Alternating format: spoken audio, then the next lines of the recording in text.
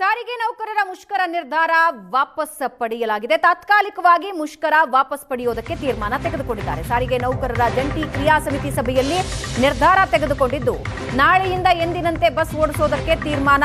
ಸಾರಿಗೆ ಸಂಘಟನೆಗಳ ಮುಖಂಡರ ಸಭೆಯಲ್ಲಿ ಈ ತೀರ್ಮಾನ. ನೌಕರರ ಬಹುತೇಕ ಬೇಡಿಕೆಗಳನ್ನ ಸರ್ಕಾರ ಈಡೇರಿಸಿದೆ. ಮುಂದಿನ ಬೇಡಿಕೆಗಳ ಕುರಿತು ಮತ್ತೊಂದು ಸುತ್ತಿನ ಸಭೆ ನಡೆಸೋಣ. ಸರ್ಕಾರದ ಜೊತೆ ಸಭೆ ಬಳಿಕ ಅಂತಿಮ ತೀರ್ಮಾನ ಮಾಡೋಣ. ಸಾರಿಗೆ ನೌಕರರ ಜಂಟಿ ಕ್ರಿಯಾ ಸಮಿತಿ ಸಭೆಯಲ್ಲಿ ಈ ನಿರ್ಧಾರ ತೆಗೆದುಕೊಳ್ಳಲಾಗಿದೆ. ನಾಳೆಯಿಂದ ಎಂದಿನಂತೆ ನೋ ಟೆನ್ಷನ್, ಬಸ್ಗಳು ಎಂದಿನಂತೆ ಸಂಚಾರ ಮಾಡುತ್ತವೆ. ನೌಕರರ ಬಹುತೇಕ ಬೇಡಿಕೆಗಳನ್ನ ಸರ್ಕಾರ ಈಡೇರಿಸಿದೆ. ಮುಂದಿನ ಬೇಡಿಕೆಗಳ ಕುರಿತು ಮತ್ತೊಂದು ಸುತ್ತಿನ ಸಭೆ ನಡೆಸೋಣ. ಸರ್ಕಾರದ ಜೊತೆ ಸಭೆ ಬಳಿಕ ಅಂತಿಮ ತೀರ್ಮಾನ ಮಾಡೋಣ. ಸಾರಿಗೆ ನೌಕರರ ಜಂಟಿ ಕ್ರಿಯಾ ಸಮಿತಿ ಸಭೆಯಲ್ಲಿ ಈ ನಿರ್ಧಾರ ತೆಗೆದುಕೊಂಡಿದ್ದಾರೆ. ಎಂಡಿ ಅಕ್ರಮ್ ಪಾಷಾ ಬಂದಾಗ ಆರಂಭಿಕ ಹಂತದಲ್ಲಿ ಸಂಧಾನ ವಿಫಲ ಅನಿಸಿದ್ರು ಜಂಟಿ ಕ್ರಿಯಾ ಸಮಿತಿ ಒಂದು ಸಭೆ ನಡೆಸಿದೆ. ಆ ಸಭೆಯಲ್ಲಿ ಕೂಲಂಕುಷವಾಗಿ ಚರ್ಚೆ ನಡೆಸಿ ತಾತ್ಕಾಲಿಕವಾಗಿ ಮುಷ್ಕರನ ಹಿಂಪಡೆದುಕೊಳ್ಳೋಣ, ಮುಂದಿನ ಬೇಡಿಕೆಗಳ ಬಗ್ಗೆ ಮತ್ತೊಂದು ಸುತ್ತಿನ ಸಭೆ ನಡೆಸೋಣ, ಸರ್ಕಾರದ ಜೊತೆ ಸಭೆ ಬಳಿಕ ಅಂತಿಮ ತೀರ್ಮಾನ ಮಾಡೋಣ ಅನ್ನೋ ನಿರ್ಧಾರಕ್ಕೆ ಸಮಿತಿ ಬಂದಿದೆ. ಸರ್ಕಾರದ ಸಂಧಾನ ಸಕ್ಸಸ್ ಆಗಿದೆ. ಎಂಡಿ ಅಕ್ರಮ್ ಪಾಷಾ ಬಂದಾಗ ಮಾತುಕತೆ ವಿಫಲ ಅನ್ನೋ ಮಾಹಿತಿ ಇತ್ತು. ಕ್ರಿಯಾ ಸಮಿತಿ ಸಭೆಯ ನಂತರ ಏನಾದರೂ ಮುಷ್ಕರಕ್ಕೆ ನಿರ್ಧಾರ ತೆಗೆದುಕೊಳ್ತಾರಾ ಅನ್ನೋ ಪ್ರಶ್ನೆ ಇತ್ತು. ಈಗ ಆ ಪ್ರಶ್ನೆಗೆ ಉತ್ತರ ಸಿಕ್ಕಿದೆ. ಮುಷ್ಕರ ವಾಪಸ್, ಮುಷ್ಕರದ ನಿರ್ಧಾರ ವಾಪಸ್.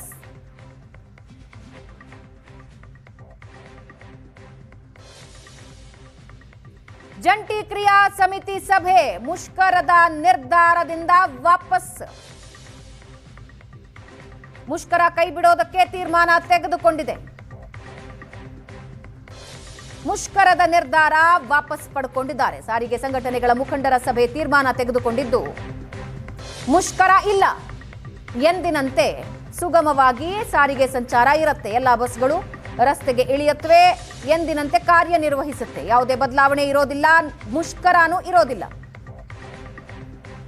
ಜಂಟಿ ಕ್ರಿಯಾ ಸಮಿತಿಯ ಸಭೆಯಲ್ಲಿ ಚರ್ಚೆ ಮಾಡಿ ಮುಂದಿನ ಬೇಡಿಕೆಗಳೇನಿದೆಯೋ ಅದನ್ನ ಸರ್ಕಾರದ ಮುಂದೆ ಇಟ್ಟು ಸಭೆ ನಡೆಸೋಣ, ನಂತರ ನಿರ್ಧಾರ ತಗೊಳ್ಳೋಣ, ತಾತ್ಕಾಲಿಕವಾಗಿ ಮುಷ್ಕರನ ವಾಪಸ್ ಪಡೆಯೋಣ ಅನ್ನೋ ನಿರ್ಧಾರಕ್ಕೆ ಬಂದಿದ್ದಾರೆ.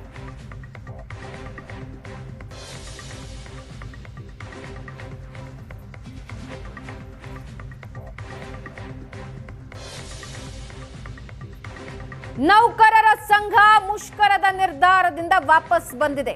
ಬಹುತೇಕ ಬೇಡಿಕೆಗಳನ್ನ ಸರ್ಕಾರ ಈಡೇರಿಸಿದೆ.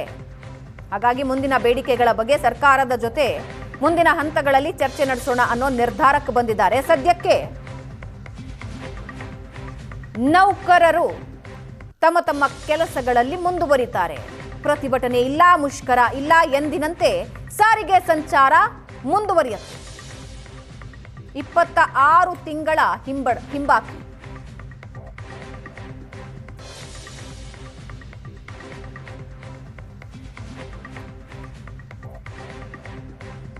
ಒಂದು ವೇಳೆ ಸಂಧಾನ ವಿಫಲ ಆಗಿ ಸರ್ಕಾರದ ನಿರ್ಧಾರಕ್ಕೆ ನಮ್ಮ ಒಪ್ಪಿಗೆ ಇಲ್ಲ ಅಂದಿದ್ದಿದ್ರೆ ಯಾವುದೇ ಕ್ಷಣದಲ್ಲಿ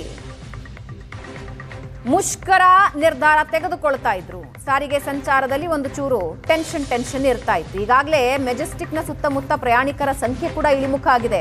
ಈ ಸಾರಿಗೆ ನೌಕರರ ಸಂಘ ಏನಾದರೂ ಮುಷ್ಕರಕ್ಕೆ ಕರೆ ನೀಡಿಬಿಟ್ರೆ ಊರುಗಳಿಗೆ ಹೋಗೋದಕ್ಕಾಗೋದಿಲ್ಲ.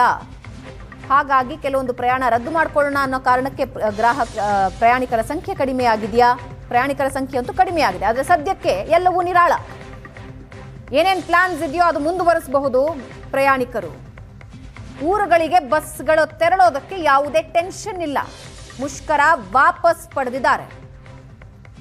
ಸರ್ಕಾರದ ಜೊತೆ ಸಭೆ ಬಳಿಕ ಅಂತಿಮ ನಿರ್ಧಾರ ಮಾಡೋಣ, ಮುಂದಿನ ಬೇಡಿಕೆಗಳ ಬಗ್ಗೆ ಅವರ ಜೊತೆ ಒಂದು ಸುತ್ತಿನ ಚರ್ಚೆ ನಡೆಸೋಣ, ಸಭೆ ನಡೆಸೋಣ, ಸಭೆಯ ನಂತರ ನಿರ್ಧಾರ ತಗೊಳ್ಳೋಣ ಅಂತ ಜಂಟಿ ಕ್ರಿಯಾ ಸಮಿತಿ ನಿರ್ಧಾರ ತೆಗೆದುಕೊಂಡಿದೆ. ಅದರಂತೆ ಸಂಚಾರ ಸುಗಮ, ಯಾವುದೇ ಟೆನ್ಷನ್ ಇಲ್ಲದೆ ಪ್ರಯಾಣಿಕರು ತಮ್ಮ ತಮ್ಮ ಪ್ರಯಾಣಗಳನ್ನು ಮುಂದುವರಿಸಬಹುದು.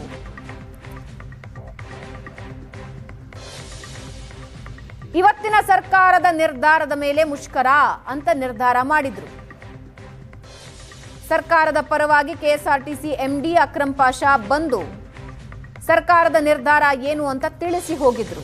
ತಿಳಿಸಿದಾಗ ಆರಂಭಿಕ ಹಂತದಲ್ಲಿ ವಿರೋಧ ವ್ಯಕ್ತವಾಗಿತ್ತು. ನಮ್ಮ ಜೊತೆ ಒಂದು ಸುತ್ತಿನ ಸಭೆ ನಡೆಸಿಲ್ಲ, ನಮ್ಮ ಬೇಡಿಕೆಗಳು ಏನು ಅಂತ ಕೇಳಲಿಲ್ಲ, ನಮ್ಮನ್ನ ಕನ್ಸಿಡರ್ ಮಾಡಲಿಲ್ಲ ಅಂತ ಒಬ್ಬ ನೌಕರ ಅಲ್ಲೇ ಕಣ್ಣೀರು ಹಾಕಿದ್ದನ್ನ ಕೂಡ ನೀವು ನೋಡಿದ್ರಿ.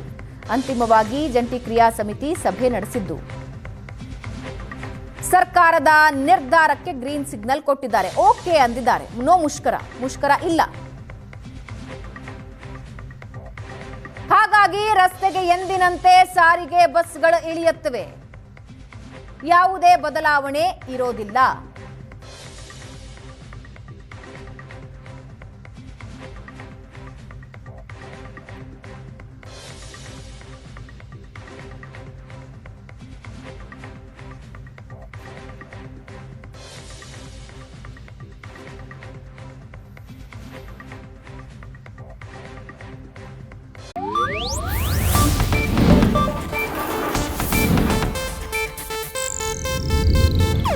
ಇದು ಏಷ್ಯಾನೆಟ್ ನ್ಯೂಸ್ ನೆಟ್ವರ್ಕ್ ಪ್ರಸ್ತುತಿ.